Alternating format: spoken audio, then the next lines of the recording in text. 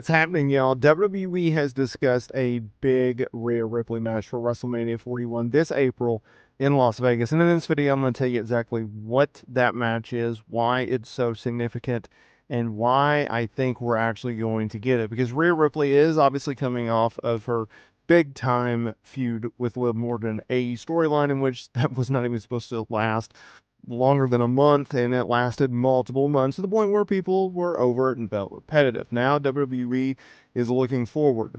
Rhea obviously beating Liv for the Women's World Championship on the Raw on Netflix premiere episode is a big time match on a big time show, and it helped elevate Rhea Ripley. In my opinion, Rhea Ripley is really making a name for herself, becoming not only one of WWE's biggest stars, but its elite type of talent.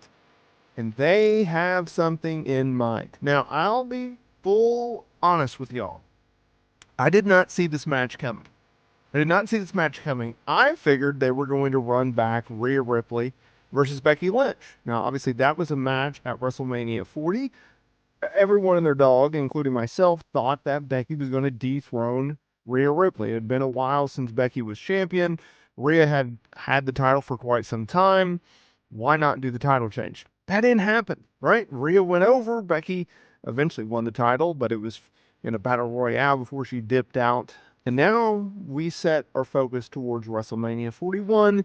And no, it is not Becky Lynch. So who is it? Well, on Friday afternoon, Sean Ross Sapp of Fightful Select dropped an absolute bombshell of a report. Now, before I tell you who this is, I just want to preference this has been discussed. This is not locked in. This is not guaranteed. They have not thrown it on the board and say, hey, we're doing this match all guns a go, because there is a challenge to getting to this match.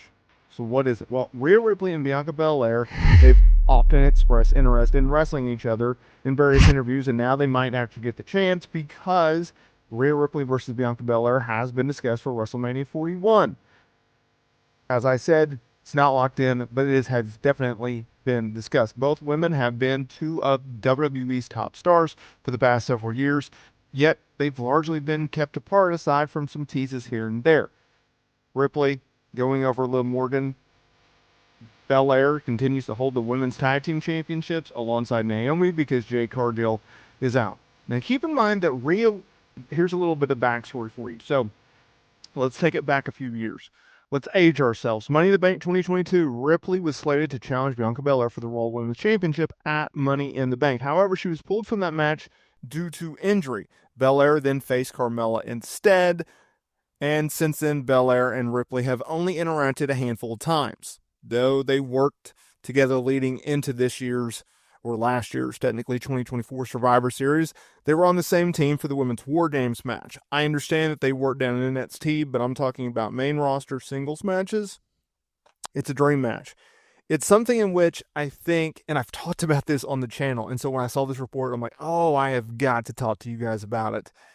It is a match, in my opinion, whether there's a championship on the line or there is not a championship on the line, it is a headlining WWE premium live event type match. It's that massive because these girls are so over and these women have such a strong following within the WWE universe. So I think if you go and you book it at, say, a WrestleMania, and oh, by the way, you throw in a championship match, well, I think it sets the stage. With WWE having a 2-night WrestleMania, The Rock not working the show, there are so many ingredients. There is so many reasons as to why you could make the argument that we should get a third ever women's WrestleMania main event.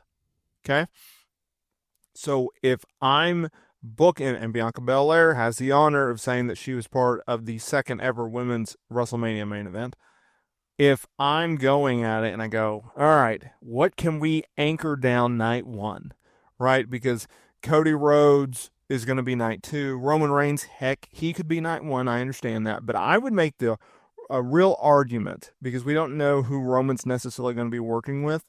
If it's Roman versus Jacob Fatu, and then, Cody Rhodes works someone else, or if it's Cody versus Roman again, regardless, I would make a very, very strong argument for Rhea versus Bianca to headline night 1 of WrestleMania 41. You have 2 of your top stars. You have a championship match, and it's also history in the making. It would be the 3rd ever women's WrestleMania main event. I don't know of a bigger women's match that you could do right now, and that's why I'm pushing for it. I'm very curious as to how exactly WWE gets this match, because you got to think about it like this. Rhea is on Raw and Bianca is on SmackDown. Okay. Well, before this whole transfer portal, transfer window thing, well, most people would go, well, okay, how are they going to get there? Well, with the transfer thing, you could just simply have Bianca go over to Monday Night Raw, or you could just have her show up on Monday Night Raw, since that's what they've been doing with a bunch of talent as of late. It's so wacky. There's rosters. There's a Raw roster. There's a SmackDown roster, yet they don't oblige by their own rules. It's confusing. However, you also have the fact that Bianca Belair is part of the Women's Tag Team Champions. Therefore, she can show up on Monday Night Raw. She can show up on SmackDown, and maybe that's how you bleed into it. Heck, Rhea Ripley was on Friday Night SmackDown this week. Liv Morgan was on Friday Night SmackDown this week. So it's like, you just kind of roll your eyes. But Nia Jax, who was moved from SmackDown to Raw, was then back on SmackDown. Like, it doesn't make any sense, because SmackDown's a 3-hour show, and they're bleeding of talent. I think you could easily get to this match, because WWE, they only care about rules when they want to care about rules, in a lot of sense. Triple H, he's done so much good on WWE main roster creative, but at the same time, like, he's still repeating the same mistakes in which Vince McMahon did, where it's like, oh, well, we have these rules, and then it's like, let's forget about these rules. It's like, oh, jeez. But I think if you go, okay, Bianca Belair says she drops the Women's Tag Team Championships, or she is the Tag Team Champions, she can easily move over to Monday Night Raw. That's my whole point. I will say this. It would be better if Bianca Belair wasn't the Women's Tag Team Champions. You would want to see her drop the tag team titles. You also have to play out this whole Jade Cargill thing, right? So, obviously, they're building towards Jade versus Naomi, in my opinion.